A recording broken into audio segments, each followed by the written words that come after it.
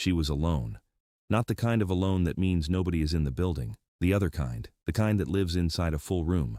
The kind you carry around in your chest on the night that was supposed to be the happiest of your life. It was September 30th, 2018.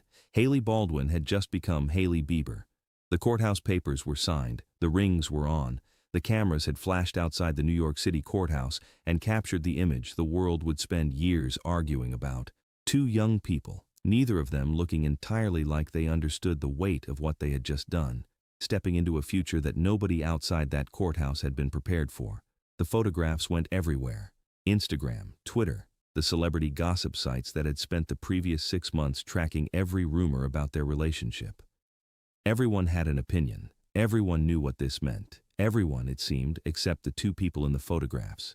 That was the public version of the night. The private version looked different. Nobody has ever told the private version, until now. To understand what happened that night, what really happened, in the dark, in the quiet, after the cameras went away and the courthouse door closed and the city kept moving around them like they were just two more people in Manhattan on a Tuesday, you have to understand who Hailey Baldwin was in September 2018. Not who the internet decided she was. Not the replacement, not the wrong choice. Not the woman who appeared from nowhere and took something that the world had decided belonged to someone else. The actual person. Hailey Baldwin was 21 years old. She had grown up famous in the specific way that people who are born adjacent to fame grow up famous, not by earning it themselves but by proximity to it, which is a different and in some ways harder kind of education. Her father was Stephen Baldwin. She had grown up watching what fame did to people from the inside of it, in the private moments, in the hotel rooms, in the car rides between events, in the spaces where the performance stopped and the person remained. She knew what the cameras cost. She had watched the cost paid at close range her entire childhood. She understood, in a way that most 21-year-olds do not, that the public story and the private story were always different stories, and that the distance between them was where people actually lived. She also understood, and this is the part that matters, the part that the world never gave her credit for understanding, that she was stepping into a story that already had a version that millions of people had decided was the right one, a version that did not include her. Selena Gomez had been Justin's first real love. This was not in dispute. 8 years of a relationship that existed partly in public and partly in the private space between two people who had met when they were too young to protect themselves from what fame did to feeling. It had been real, it had been important. It had ended more than once, and then ended again, in the way that certain things end slowly, pulling back from each other across a distance neither of them could close. The last real ending came in early 2018. 6 months later, Justin proposed to Hailey. The world did not accept this sequence of events as closed. The world had decided that the Justin and Selena story was the story, the one that was always supposed to resolve in a particular direction, and it had built years of investment around that resolution. Comment sections, fan accounts, edits, entire corners of the internet devoted to the documentation of a love story that the people living it had already walked away from. When Hailey said yes, the investment turned. Not on Justin. On her. She became the place where the grief of an unwanted ending was deposited. Not because she had done anything to deserve it. She had not.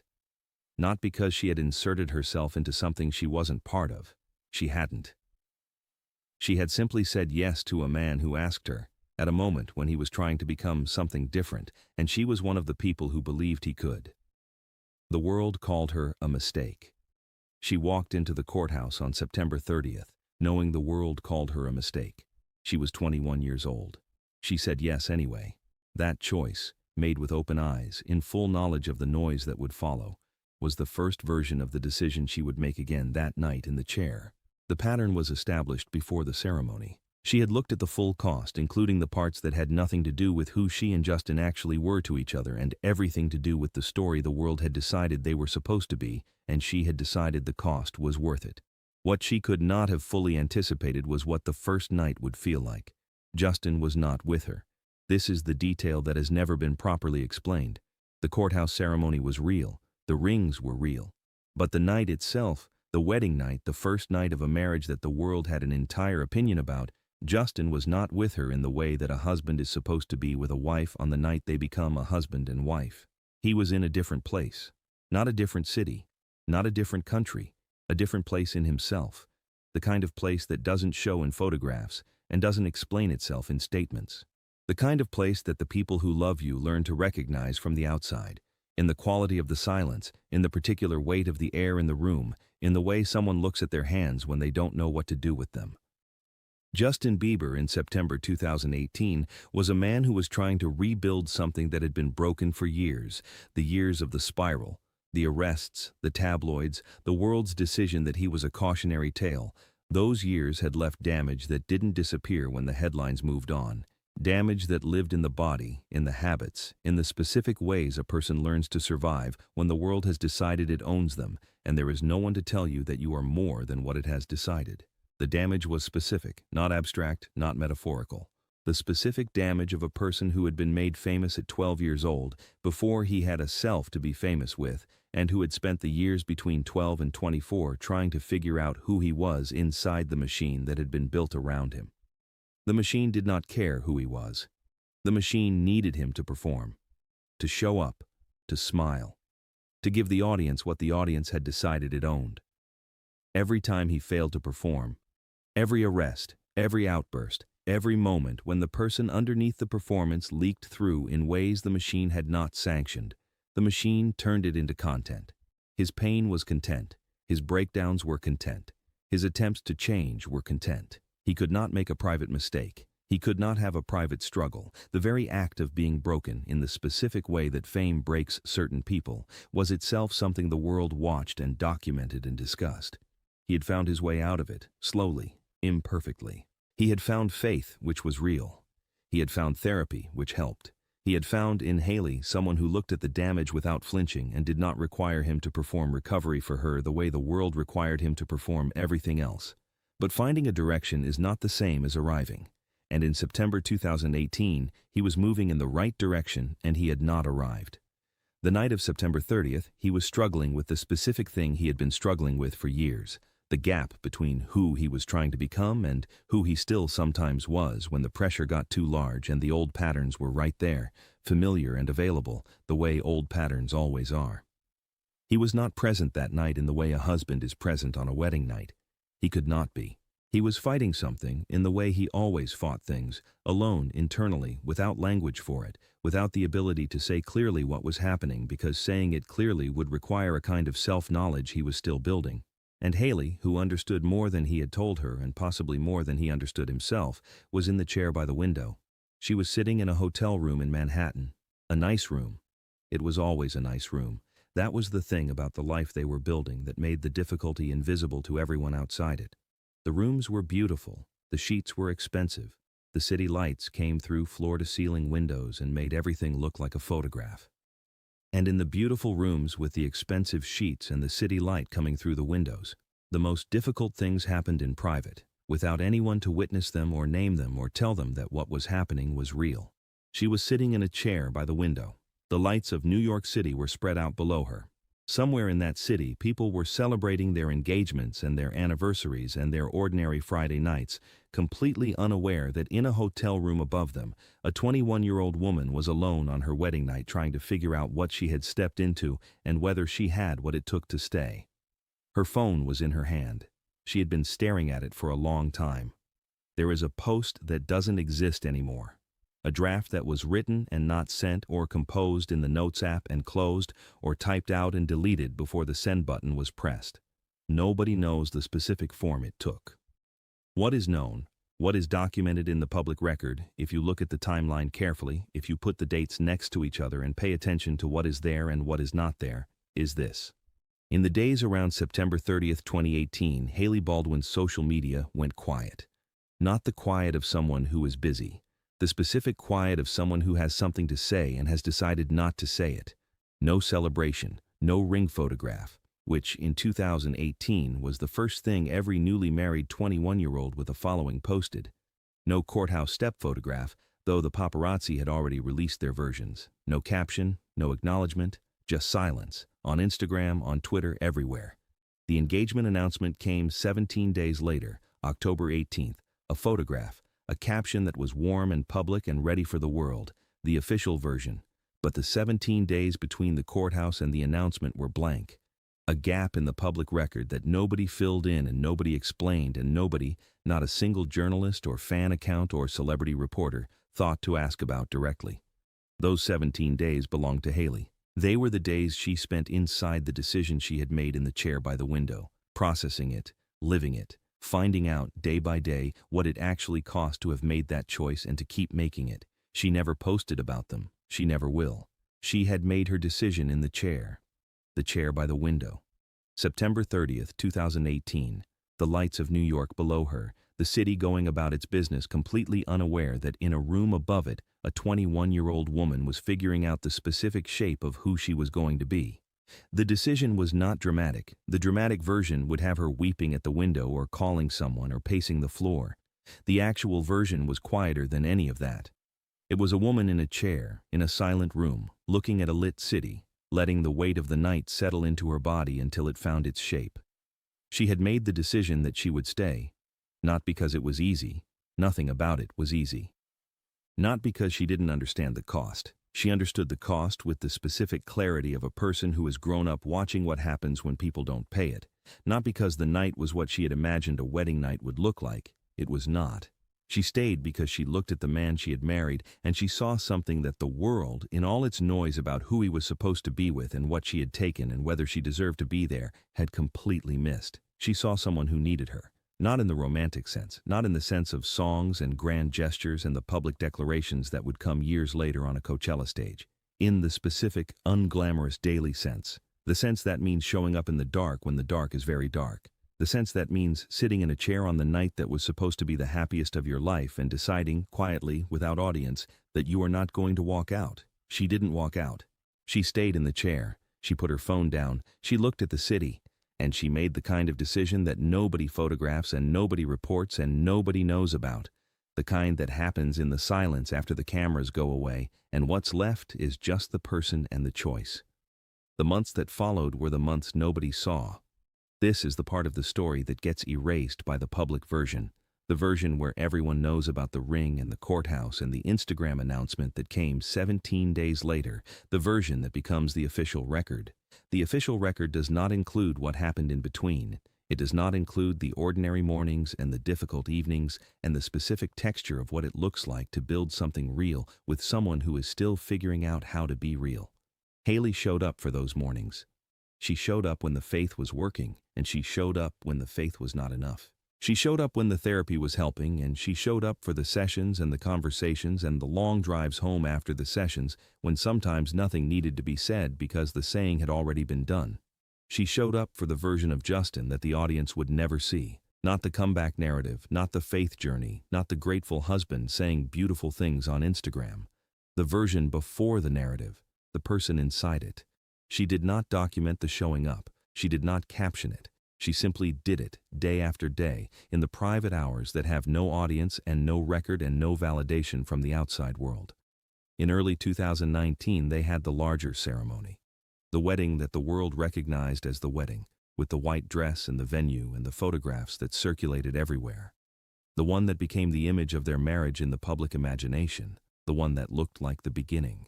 The beginning had been the courthouse. The beginning had been the chair. The beginning had been September 30th, alone in a hotel room, with her phone in her hand and the city outside.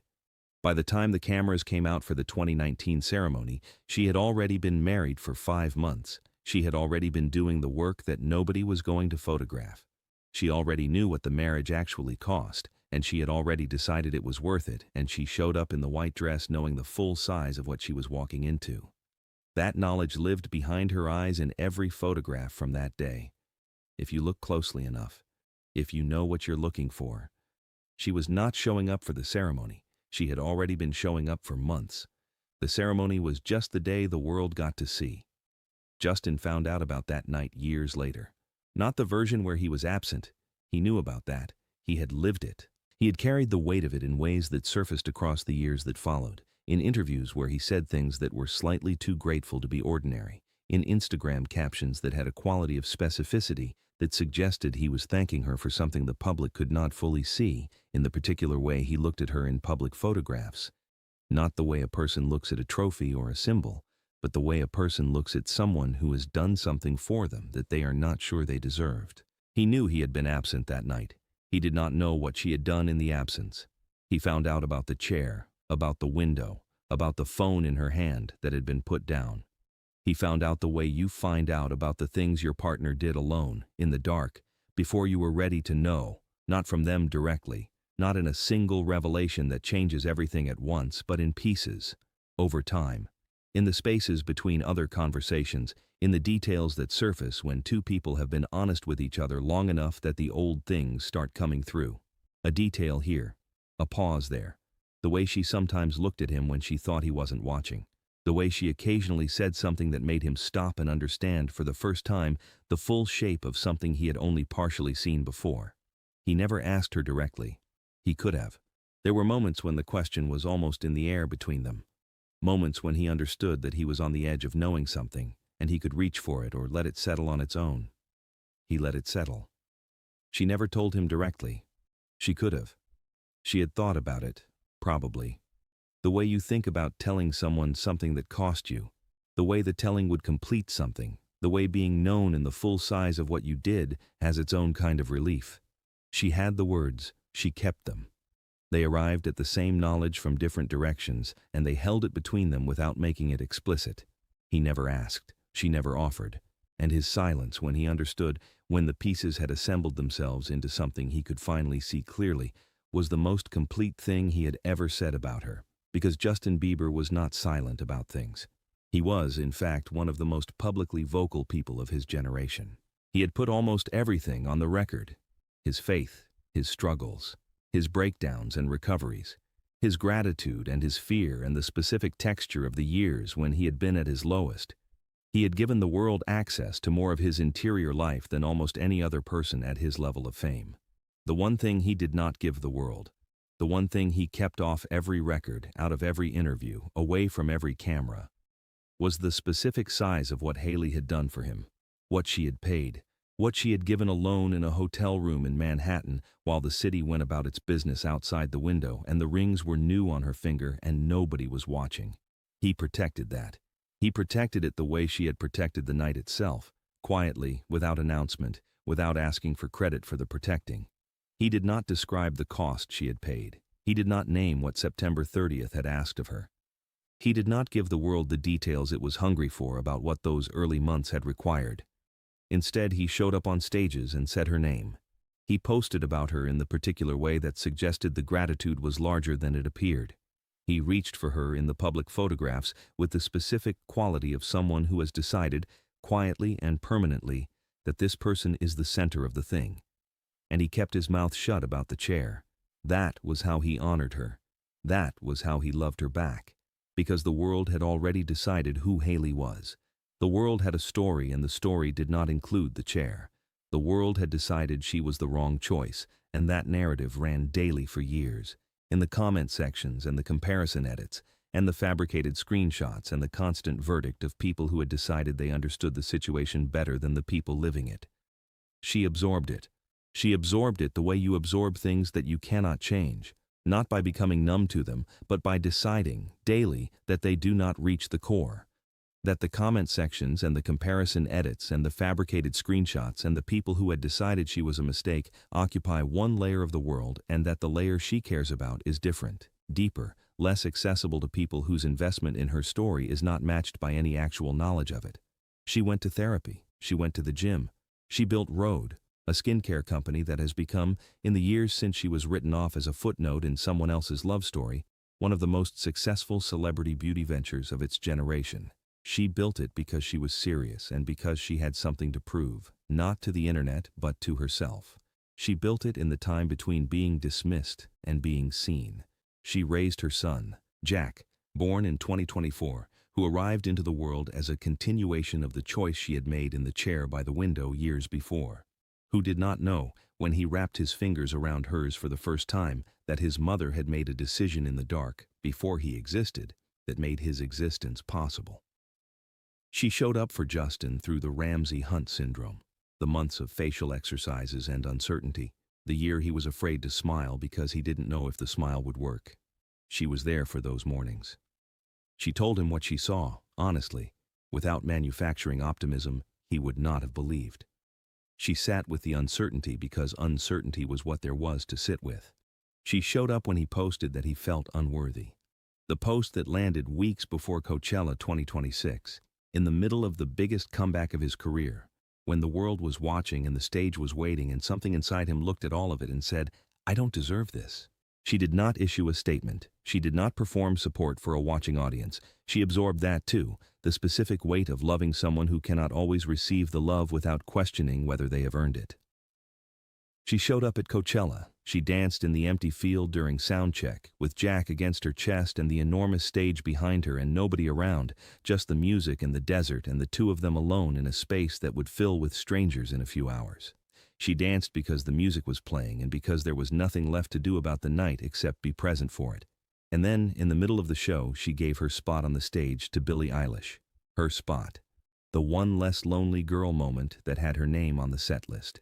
She looked at Billie's face and understood, in the way she understood things, quickly, quietly, without requiring explanation, that the spot belonged to Billie more than it belonged to her that night. She nudged her forward. She gave it away. She commented 2 words on Billie's mother's post afterward. So special. 2 words from a person who has spent years learning to mean what she says in the smallest possible space. And Justin, on that same stage, in the middle of a song that had nothing in the set list where her name should have been, stopped singing and said her name. Hailey Babe. Hallelujah.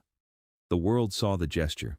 The world saw the cameras cut to her face and the way her face did the thing that faces do when a private thing suddenly becomes public.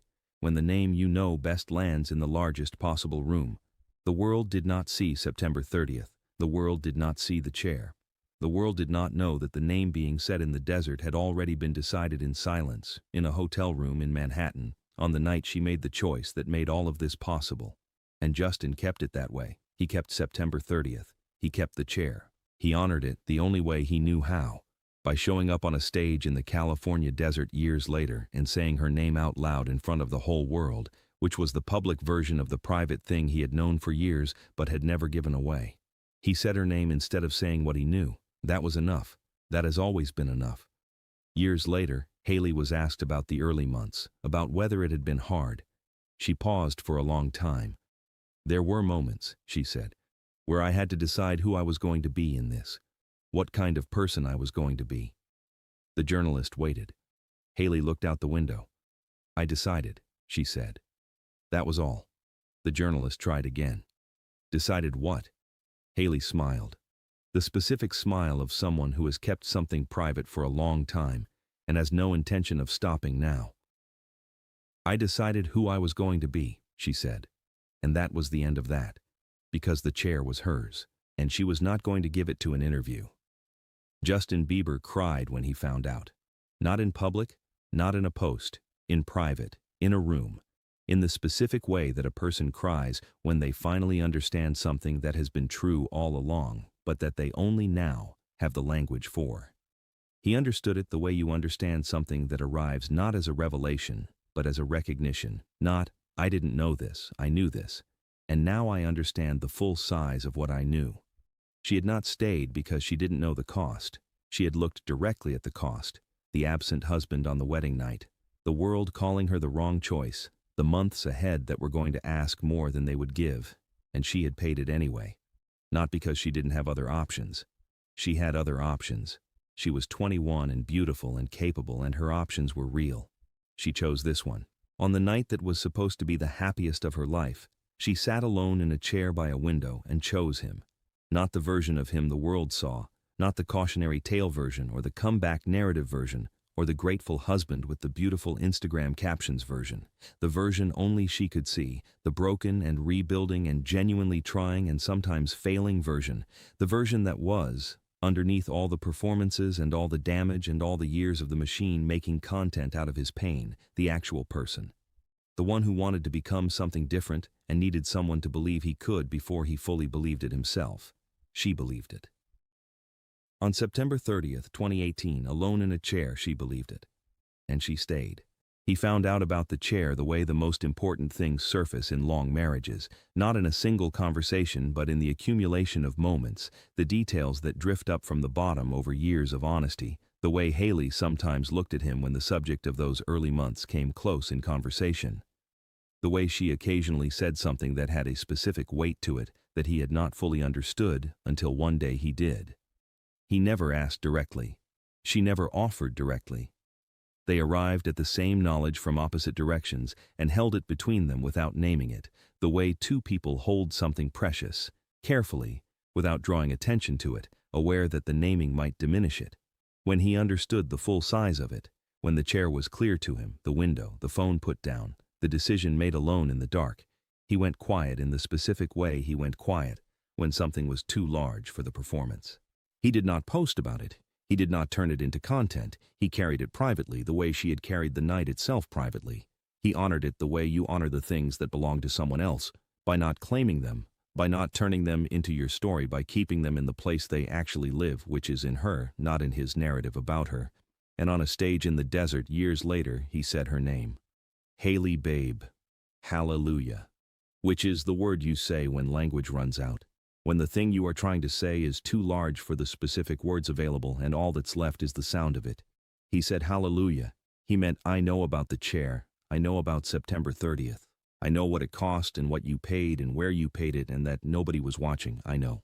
And I am saying your name in the desert in front of 100,000 people because it is the largest public thing I am able to do, and it is still smaller than what you did in private, but it is what I have. The world heard the name. The world heard the hallelujah. Nobody knew what it was actually saying. That is how it was supposed to be. The chair belongs to her. The name in the desert belongs to the world. And the distance between those two things, between what is private and what is public, between what happens in the dark and what gets said in the light, is where the real story lives. Not in the Coachella clip, not in the streaming numbers or the viral moment or the trending topic. In a hotel room in Manhattan, in a chair by a window, on September 30th, 2018. When she decided, alone, without audience, without applause. That was the beginning. Everything else, the Ramsey Hunt and the Recovery and the Swag album and the Coachella stage and the name said in front of 100,000 people and the hallelujah that meant something more than the word, everything else is what was built on top of that decision. She was brave on the night nobody was watching. He honored it on the night everybody was. Hailey Bieber cried alone on her wedding night. Justin never knew. Until he did. And then he said nothing. And then he said her name. And the chair was still there. And that was enough. That has always been enough. Years later, on a stage in the California desert, he said her name in front of 100,000 people. Hailey Babe. Hallelujah. And everyone who watched it saw the love in the gesture, the public declaration. The moment that trended worldwide and generated millions of views and was discussed for days across every platform as a romantic moment, as a comeback moment, as the clearest signal yet that Justin Bieber was back and that his marriage was real and that whatever had happened in the years before this moment had resolved into something worth celebrating. Nobody saw the chair. Nobody saw September 30th. Nobody who watched the Coachella clip and felt the warmth of it and shared it to their story understood that the name being said out loud in the desert had already been decided in silence years before in a hotel room in Manhattan on the night that was supposed to be the happiest and was instead the first real test, the test she passed alone, the test he did not know she had taken until years later when the pieces came together in the spaces between conversations and he understood the full shape of what September 30th had asked of her and what she had given. And when he understood it, truly understood it, not as a concept but as a specific weight, the specific weight of a 21-year-old woman alone in a chair deciding to stay, he did what he always did when something was too large for the performance. He went quiet. He kept it. He honored it the way she had honored the night itself, without announcement, without credit, without giving the world the story it had been hungry for. He just showed up on a stage in the California desert. He said her name. He said hallelujah, which is the word you say when language runs out and all that's left is the sound of gratitude. And the chair was still there, in the hotel room, in Manhattan, on September 30th, 2018. Still there in the way that certain decisions stay with you permanently, not as a memory exactly, but as a foundation, the thing that everything else is built on, The thing that makes the stage and the name and the hallelujah possible. She had built it in the dark, without audience, without applause, without anyone to tell her she was brave. She was brave. She just didn't need anyone to know it. Hailey Bieber cried alone on her wedding night. Justin never knew. Until he did. And then he said nothing. Because some things are too large for words. Because the chair by the window belongs to her. Because the world that spent years deciding she was the wrong choice never knew about the night she proved, alone and without witness, that she was the only choice that mattered. And he knew it. And he kept it. And on a stage in the desert, years later, he said her name instead. That was the only way he knew to say what he knew. That was how he loved her back.